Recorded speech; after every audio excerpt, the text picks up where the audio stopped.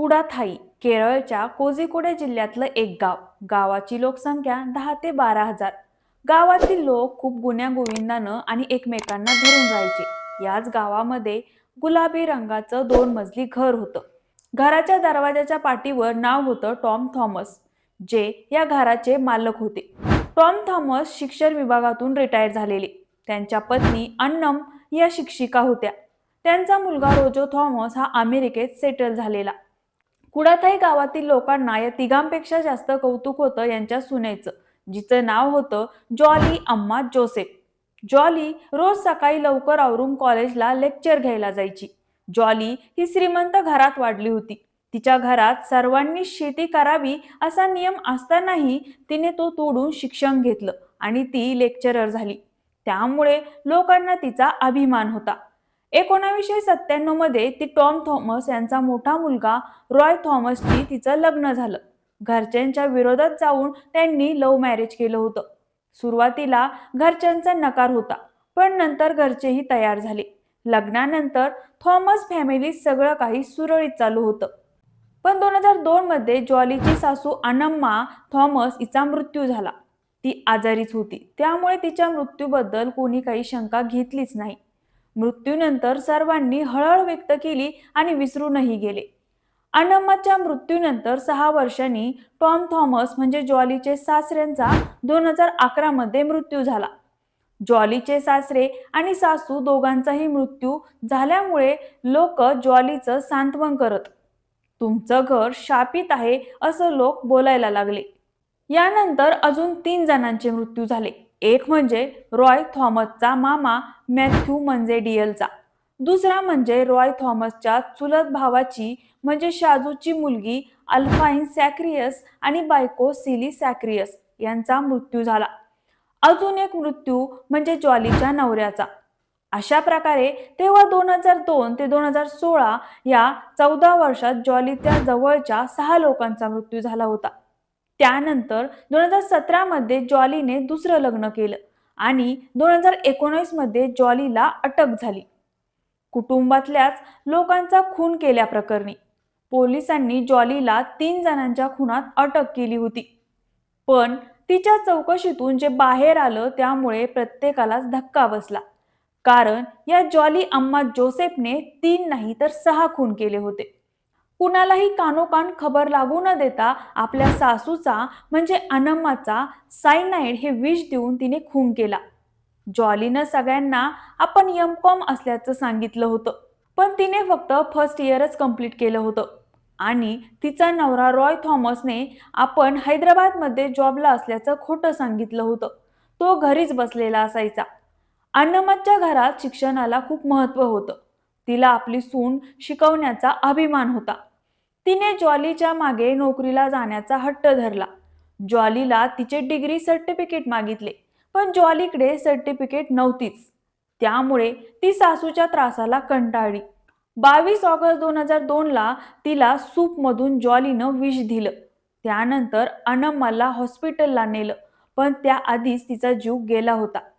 अनम्माचं वय खूप झालं होतं आणि ती सतत आजारीही असायची. त्यामुळे तिच्या मृत्यूबद्दल कोणी संशयच व्यक्त केला नाही. सासूच्या मृत्यूनंतर जॉलीनं आपण नॅशनल इन्स्टिट्यूट ऑफ टेक्नॉलॉजीमध्ये नोकरीला लागल्याचं खोटं सांगितलं. आता एवढ्या मोठ्या ठिकाणी नोकरी लागली म्हटल्यावर लोकांच्या मनात तिच्याबद्दल अजून इज्जत वाढली. संशय घ्यायचा तर प्रश्नच येत नाही. जॉली आता अनम्माप्रमाणेच घराचा कारभार करायला लागली. पुढे पोलीस तपासात समोर आलं की जॉली लेक्चरर म्हणून कामच करत नव्हती. ती फक्त कॅन्टीनला जायची, ते पण फक्त चहा पिण्यासाठी. पण पोलिसांच्या तपासात हे कळूपर्यंत जॉली अजून 5 खून करून बसली होती. तिने दुसरा खून केला होता तिचे सासरे टॉम थॉमस यांच्या नावावर जागा आणि प्रॉपर्टी होती, जी त्यांनी आपला धाकटा मुलगा रोजो थॉमसच्या नावावर केली होती. जॉलीचा नवरा काहीच काम करत नव्हता आणि प्रॉपर्टीही त्याच्या भावाला मिळाली होती. त्यामुळे जॉलीने एक कट रचला. तिनं 2008 मध्ये आपण प्रेग्नेंट आहे असं सांगून सासऱ्यांना कोलंबोमधून बोलावून घेतलं. प्रॉपर्टीच्या कागदपत्रावर खोटं मृत्यूपत्र तयार करून त्यावर सह्या मिळवल्या आणि सासऱ्यालाही सूपमधून सायनाइड देऊन 22 ऑगस्टला सासऱ्यालाही संपवलं. टॉम थॉमस यांचंही बरंच वय झालेलं, त्यामुळे कुणी एवढा संशय घेतला नाही. ज्वालीने स्वतः सांगितलं की आपल्या समोरच त्यांना हार्ट अटॅक आला, त्यामुळे पोस्टमॉर्टम ही केलं नाही. त्यामुळे संशय यायचं कारणच नाही. तेव्हा ज्वाली या खुनातूनही सहज निसटून गेली. ज्वालीने 2 खून केले, पण याची कुणालाही कानोकान खबर लागली नाही. मध्ये 3 वर्ष गेले. मग आलं 2011. तोपर्यंत ज्वाली आणि रॉयला 2 मुलं झाली होती. ज्वालीचं मॅथ्यू नावाच्या एका माणसाशी अफेअर असल्याचा तिच्या नवऱ्याला म्हणजे रॉयला संशय आला होता. त्यामुळे दोघांमध्ये अनेक वेळा भांडणही व्हायची. थॉमस कुटुंबाच्या शेजारी एक बाबा नावाचा माणूस राहत होता. एका रात्री ज्वाली धावत धावत त्यांच्या घरी पोहोचली आणि त्यांना सांगितलं, मी रॉयसाठी ऑमलेट करत होते. तो बाथरूम मध्ये गेला आणि पडला. आता त्याच्या तोंडातून फेस येतोय. त्यानंतर त्या बाबानं रॉयला हॉस्पिटलमध्ये नेलं, पण तो वाचला नाही. जॉलीनं त्यालाही हार्ट अटॅक आला असं सगळ्यांना सांगितलं. पण रॉयचा भाऊ रोजो आणि मामा मॅथ्यू मंजंडील यांना रॉयच्या मृत्यूवर संशय आला की रॉयला एवढ्या कमी वयात हार्ट अटॅक कसा येऊ शकतो. पण जॉलीनं असं सांगितलं की रॉयनं बिझनेससाठी बऱ्याच लोकांकडून कर्ज घेतलेलं. ते फेडता येत नसल्यामुळं त्याने टेन्शन घेतलं असावं आणि त्यातूनच हार्ट अटॅक आला असेल.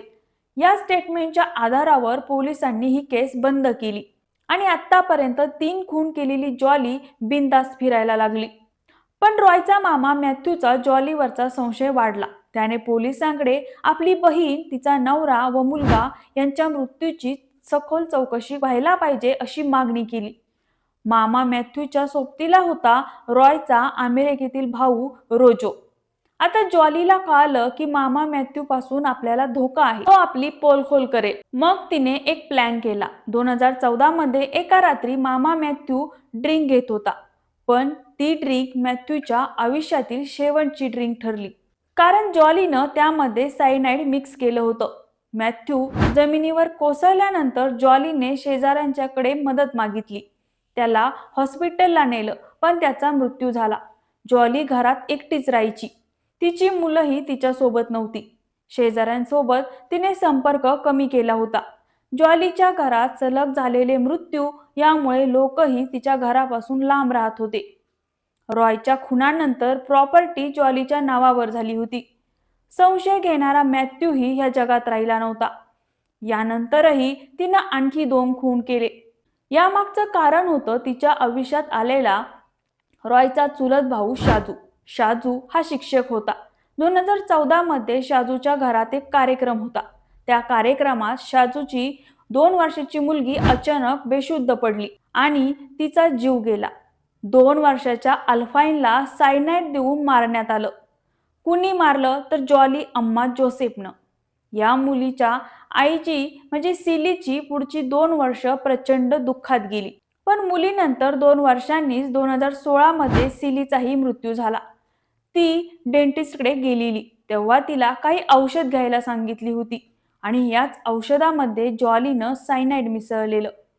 सिलीच्या अंत्ययात्रेत सगळ्यात जास्त पुढाकार होता तो म्हणजे जॉलीचा, आणि याचं कारण कळायला 1 वर्ष लागलं. कारण 2017 मध्ये जॉलीनी दुसरं लग्न केलं शाजू सोबत. जॉलीने एका नव्या आयुष्याला सुरुवात केली होती. पण दुसरीकडे आपलं सगळं कुटुंब गमावलेल्या रॉय थॉमसचा भाऊ रोजो थॉमस आणि त्याची बहीण रेंजी थॉमस यांना या मृत्यूबद्दल शंका वाटत होती. त्यांनी खूप विचार केला. तेव्हा संशयाची सुई फिरली ती म्हणजे जॉलीकडे. कारण प्रत्येक मृत्यूच्या वेळी उपस्थित असलेली व्यक्ती म्हणजे जॉली अम्मा जोसेफ. रोजोने आपला भाऊ रॉय थॉमसच्या पोस्टमॉर्टमचा रिपोर्ट बघितला. जॉलीने तपासामध्ये घरातल्यांना सांगितलं होतं की रॉयने सकाळी भात आणि आमटी खाल्ली होती. पण पोस्टमॉर्टमच्या रिपोर्टनुसार त्याच्या पोटात हे अन्न ताजं होतं, नुकतंच खाल्लेलं, म्हणजे ज्यात विष दिलेलं होतं. तेव्हा रोजो आणि रेंजीने सगळ्या मृत्यूची पुन्हा एकदा चौकशी करण्यासाठी पोलिसांकडे विनंती केली. पोलिसांनी सगळ्यांचे मृतदेह कबरेतून परत बाहेर काढायचं ठरवलं. हे सगळं चालू असताना जॉली घाबरली. तिने आपला मुलगा रेमोला बोलावून घेतलं आणि आपण केलेल्या खुनाची कबुली दिली. रेमोला आपल्या आईचं खरं रूप कळाल्यावर तो घाबरून गेला, पण त्याची भीती ही दुःखात बदलली, कारण 2019 मध्ये पोलिसांनी जॉलीला अटक केली 6 जणांचा सायनाइड देऊन खून केल्याप्रकरणी. तिने पोलिसांना 6 जणांचा खून केल्याची कबुलीही दिली. कबुलीमध्ये तिने सांगितलं की तिने अनम्मा, टॉम आणि रॉय यांचे खून प्रॉपर्टीसाठी केले. मामा मॅथ्यू यांचा खून पकडला जाण्याच्या भीतीमुळे केला आणि सिली व तिच्या फक्त 2 वर्षाच्या निष्पाप मुलीला मारलं, कारण शाजू सोबत लग्न करण्यासाठी.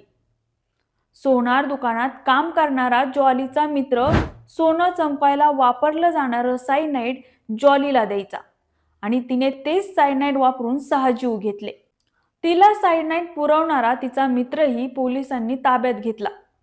जॉलीनं जेलमध्ये स्वतःला संपवण्याचाही प्रयत्न केला होता. कोणतीही प्रोफेसर नसलेली ही जॉली पैशाच्या आणि संपत्तीच्या मोहापायी अत्यंत थंड डोक्याने हा खेळ रचत होती. अन्नात आणि सूपमध्ये सायनाइड मिसळून तिने 14 वर्षात स्वतःच्याच कुटुंबातील 6 जणांचे अत्यंत निर्गुणपणे प्राण घेतले होते. या घटनेवर नेटफ्लिक्सवर करी आणि सायनाइड नावाची डॉक्युमेंटरी सिरीज सुद्धा आहे. अत्यंत सुशिक्षित आणि प्रतिष्ठित कुटुंबातही असे गुन्हे कसे घडू शकतात? गुन्हेगार नेहमी शस्त्रासह बाहेरूनच येत नाही. कधी कधी तो आपला अत्यंत जवळचा आणि ज्याच्यावर आपण आंधळा विश्वास ठेवतो तोच निघतो. तर या घटनेबद्दल तुम्हाला काय वाटतंय हे कमेंटमध्ये नक्की कळवा आणि आपल्या विषय चौकातला या यूट्यूब चॅनलला नक्की सबस्क्राईब करा.